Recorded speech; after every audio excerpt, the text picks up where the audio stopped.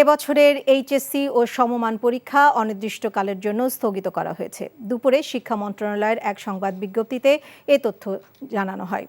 বিজ্ঞপ্তিতে বলা হয়, 11 আগস্ট থেকে এইচএসসি ও সমমানের পরীক্ষা অনুষ্ঠিত হবার কথা থাকলেও অনিবার্য কারণবশত তা স্থগিত করা হয়েছে এবং পরীক্ষা গ্রহণের বিস্তারিত সময়সূচি পরবর্তীতে জানানো হবে।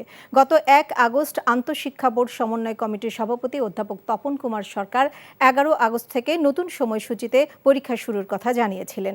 প্রায় 14.5 লাখ শিক্ষার্থীর অংশগ্রহণে 30 জুন এইচএসসি ও সমমানের পরীক্ষা সারা দেশে একযোগে শুরু হয়েছিল। তবে সিলেট অঞ্চলে বন্যা পরিস্থিতির অবনতি ঘটায় ওই বিভাগের আওতাধীন পরীক্ষাগুলোর 8 জুলাই পর্যন্ত স্থগিত করা হয়েছিল এবং পরে সেই পরীক্ষা শুরু হয়। কিন্তু কোটা সংস্কার আন্দোলনকে কেন্দ্র করে সহিংসতার কারণে প্রথম দফার 4 দিন ও পরে আরও 4 দিনের এইচএসসি ও সমমানের পরীক্ষা স্থগিত করা হয়।